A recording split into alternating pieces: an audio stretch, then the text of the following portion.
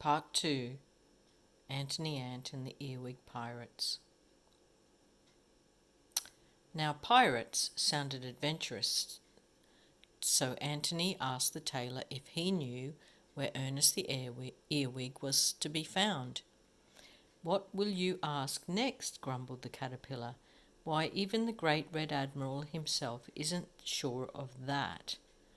In fact, he's waiting for those new wings now before he sets sail in search of those wicked villains." "I wish I could set sail with him," said Antony. "Then why not take these wings down to his ship for me?" suggested the tailor. "Perhaps he'll let you go to sea as his cabin boy." "Cabin boy, indeed," cried Antony. "I'll be his vice admiral at least."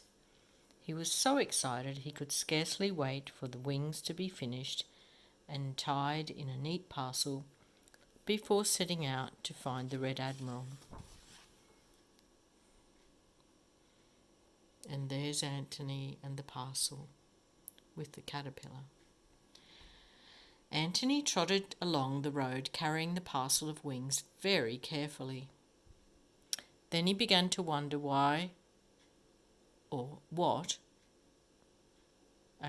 then he began to wonder just what they were made of.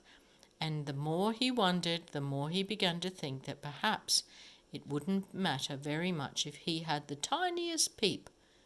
After all, if he wrapped them up carefully again, no one would be any the wiser. He looked all around. There was no one in sight. Quickly he untied the string. In the sunshine, the wings looked more beautiful than he had expected. "What neat little straps to hold them on," thought Antony. "I must try them." Almost before he realized it, he was wearing the wings and flapping them very gently.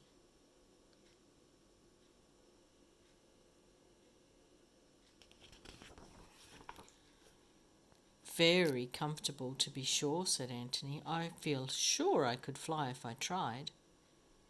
And the next thing he knew, he was hopping along, flapping the wings faster and faster.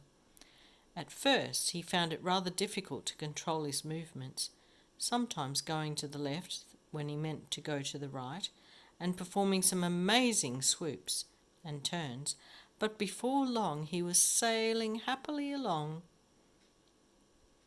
hither and thither, quite forgetting that these were not his, but the Red Admiral's wings. And here's a colour illustration of Antony entering the caterpillar's workshop. "Well, young man, what are you staring at?"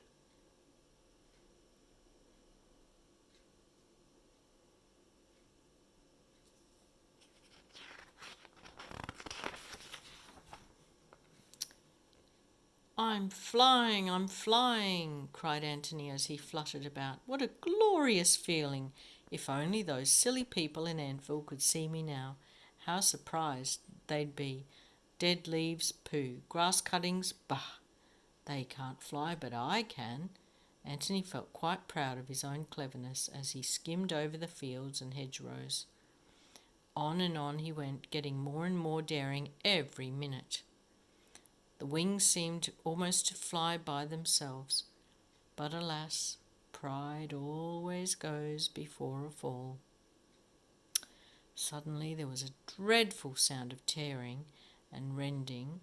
Antony had grown careless, and in trying to sail lightly over a tall bush, he misjudged the distance, and before he could save himself, he was hanging helplessly among cruel thorns, with the new wings all tattered and torn on either side of him, ruined. "Oh dear," cried Antony. "What is going to happen now?" Oh dear. The answer almost came at once.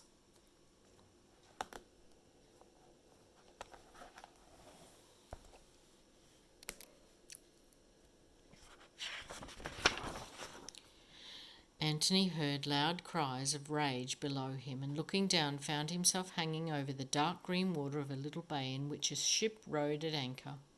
On her deck were a number of water beetles in neat sailor uniforms, while an elderly butterfly in an old patched pair of wings danced up and down among them, shaking his fists at Antony and shouting loudly, "Come down out of that, you rascal!"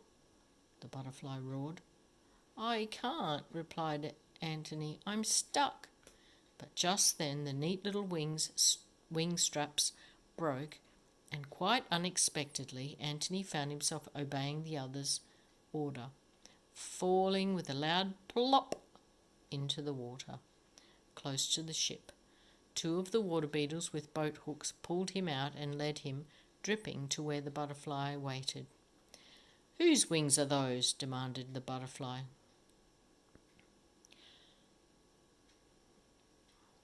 Pointing to where the tattered remnants fluttered sadly.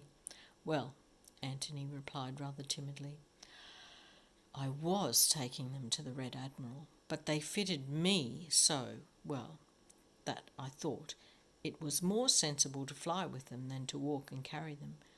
Do you think the Red Admiral will be very angry?" For a moment it seemed that the butterfly was about to explode. Then in an awful voice he said, "I am the Red Admiral." "Oh dear," said Antony. "I was rather afraid you might be." But the Red Admiral was too angry to listen to him. He roared and growled and trembled with rage. He shook his fist within an inch of Antony's nose. His face turned from scarlet to purple and then to beautiful blue. He called Antony a rogue, a vagabond, and a robber, and a lot of other names besides. Then, with his last remaining breath, he bellowed, "Cook!" and a stout Chinese beetle popped out of the cookhouse on the lower deck and came waddling up in answer to the call. Can you see the Chinese beetle on the deck with his pan, saucepan and his spoon?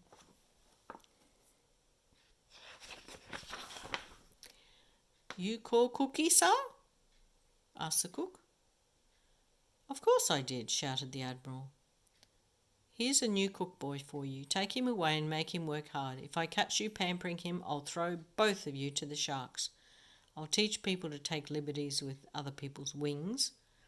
And the cook turned pale green at the dreadful threat of and promised to see that Antony would work harder than anyone had ever done before, and boxing the unfortunate ant's ear with a hard wooden spoon urged him away to the cookhouse.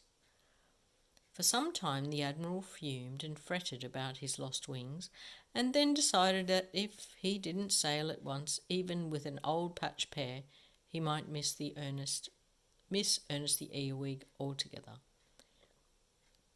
So he ordered the anchor to be weighed and the sails hoisted, and with a strong breeze behind her, the ship sets out in search of the wicked band of pirates.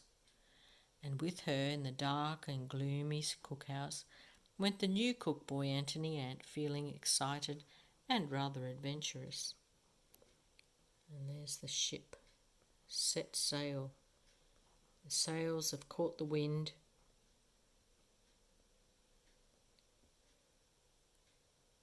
Can you see the fish in the water? And the anchor on the side of the boat.